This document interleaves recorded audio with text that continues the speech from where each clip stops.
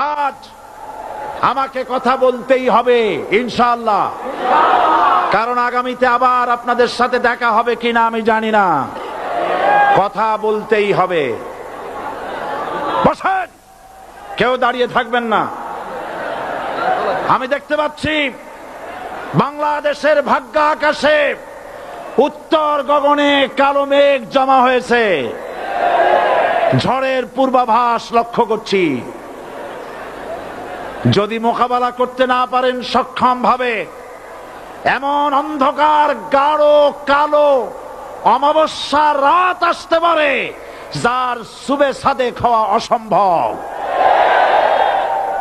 সুতরাং আপনারা কি কাপুরুষের মতো কাফের মুশরিকদের গোলামি করে মরতে চান? বিড়ালের মতো 500 বছর বেঁচে থাকার কোনো লাভ নাই। সিংহের মতো 1 ঘন্টা বাঁচতে চাই। আমাদেরকে বলা হয় সাম্প্রদায়িক উস্কানিমূলক কথা নাকি আমি বলি। পত্রপত্রিকা দিছে না তারা? সাম্প্রদায়িক উস্কানি কথা, সাম্প্রদায়িক উস্কানিমূলক কথা বলি। সেই জন্যই বোধহয় শত শত মুসলিম আমাদের কাছে এসে মুসলমান হয়। মানুষে আর বোকা বানানো যাবে না। যাবে কি? আর বোকা বানানো যাবে? তারপর বলছে কি? এরপরে বলছে আমাকে বলছে রাজাকার। শুনে রাখো চট্টগ্রামের লক্ষ লক্ষ জনতা, পার্লামেন্টে যখন আমাকে এই কথা বলা হয়েছিল, আমার পার্লামেন্টের কলিগ জাফরুল্লাহ চৌধুরী সাহেব বসে আছেন এখানে। হ্যাঁ, জাফরুল ইসলাম চৌধুরী বসে আছেন পাশে। প্রধানমন্ত্রী সুদ্ধা, অন্তত 3 শতাধিক পার্লামেন্টের সম্মানিত সদস্যরা সেদিন বসা। 1997 সনের বাজেট বক্তৃতা যখন আমি করতেছিলাম, ডক্টর কুদরতে খোদা, নাম রাখছে কুদরতে খোদা, আসলে গজবে খোদা। এই লোকটি নাস্তিক, ইসলামের চূড়ান্ত দুশমন। তার প্রণীত শিক্ষা ব্যবস্থার যখন সমালোচনা করছিলাম, ট্রেজারি বেঞ্চ থেকে আমাকে বলা হলো রাজাকার। আমি আমার সমস্ত শক্তি একত্রিত করে বলেছিলাম শুধুমাত্র হিন্দুস্তানের রাজাকারেরাই আমাকে রাজাকার বলতে পারে। আমি বলেছিলাম 1973 সন পর্যন্ত আমি বাংলাদেশের কোন রাজনৈতিক দলের নেতা এবং কর্মী ছিলাম না। আমি রাজাকার নই। আমাকে রাজাকার বলে যদি তাকেও প্রমাণ করতে না পারে 10 কোটি টাকার মানহানি মামলা দায়ের করব। আমার এই বক্তব্য সারা দুনিয়া শুনেছে। পার্লামেন্টে আমার এই বক্তব্য রেকর্ড হয়ে আছে। সেদিন 3 শতাধিক পার্লামেন্ট মেম্বারের কেউ আমার চ্যালেঞ্জ গ্রহণ করেন নাই।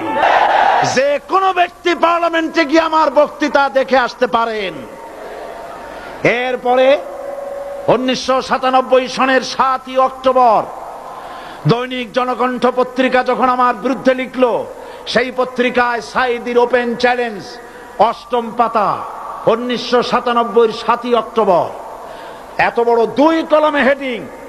সেখানে আমি বলেছি বাংলাদেশের সকল সাংবাদিক, গোয়েন্দা বিভাগ, বাংলাদেশের সকল বুদ্ধিজীবীকে আমি আমার পিরোজপুরে আমন্ত্রণ করছি।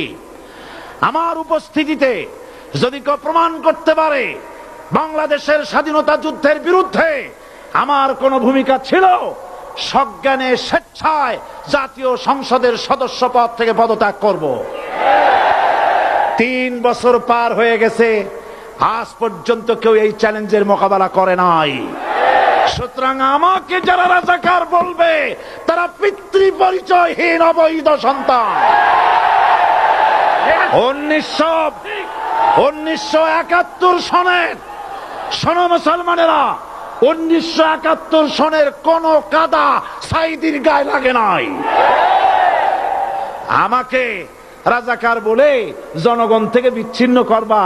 জনগণ থেকে আমারে বিচ্ছিন্ন করা যাবে না, কারণ এই জনগণ আমার জন্য আসে না, এই জনগণ আসে আল্লাহর কোরআনের জন্য।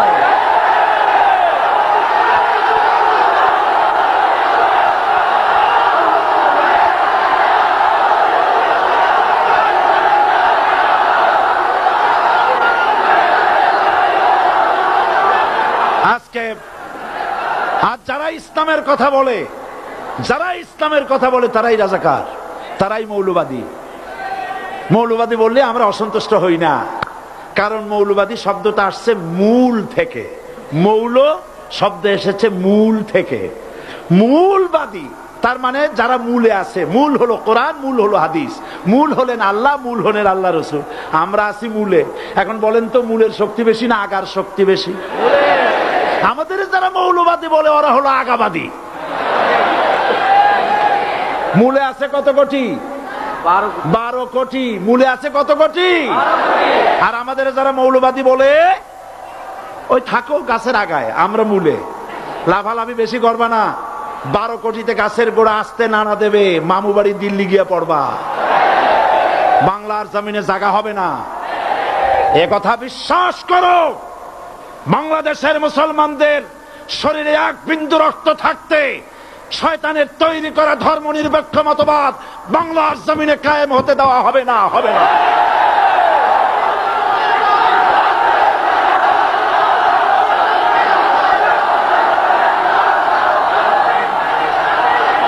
রাসূল করিম সাল্লাল্লাহু আলাইহি ওয়াসাল্লাম কোরআন প্রতিষ্ঠার জন্য আন্দোলন করেছিলেন। আয়াতুল কুরসি আমাদের সে কথাই শিখেছে। আল্লাহ রাব্বুল আলামিন বলেন, আল্লাহু লা ইলাহা ইল্লা হুয়াল হাইয়ুল কাইয়্যুম। প্রাণ খুলে পড়েন, আল্লাহু লা ইলাহা ইল্লা হুয়াল হাইয়ুল কাইয়্যুম। আল্লাহ হচ্ছেন তিনি যিনি ছাড়া কোনো ইলাহা নাই, আইনদাতা নাই, বিধানদাতা নাই। আমরা মানুষের তৈরি করা আইন মানি না। 12 কোটি মুসলমানের দেশে আইন তৈরি করবে মানুষ, আমরা মানব না। পার্লামেন্টে তৈরি হতে হবে কোরআন দিয়ে, পার্লামেন্টে আইন তৈরি হতে হবে কোরআন দিয়ে। সুতরাং ভয় যতই পান আর যতই ষড়যন্ত্র করেন, 4 দল যখন একত্রিত হয়েছে, ঐক্যবদ্ধ থাকবে, সরকার ঐক্যবদ্ধভাবে গঠন হবে, নির্বাচন ঐক্যবদ্ধভাবে হবে এবং কোরআন হবে, আল কোরআনের পার্লামেন্ট হবে বাংলাদেশে।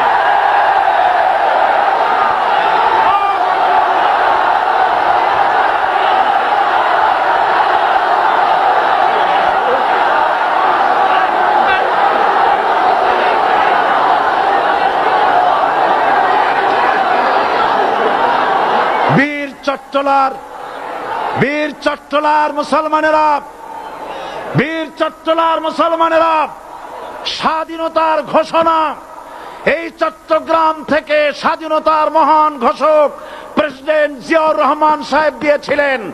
এই চট্টগ্রাম থেকেই ইসলামী রাষ্ট্রের ঘোষণা হবে।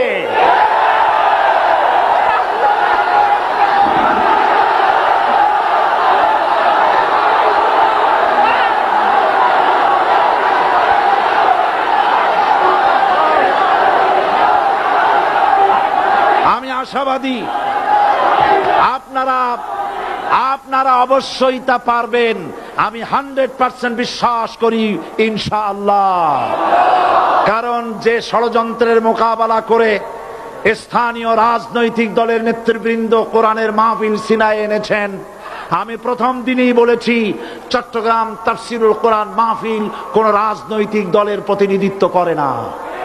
এটা কোন জামাত শিবিরের একক সম্পদ নয়, এটা চট্টগ্রামের মুসলমানদের কলিজার টুকরা তাফসিরের মাহফিল। সুতরাং এই মাহফিল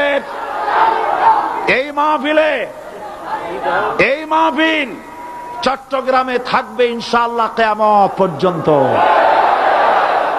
144 ধারা 288 হয়ে গেছে, ষড়যন্ত্র পায় পায় চলে গেছে।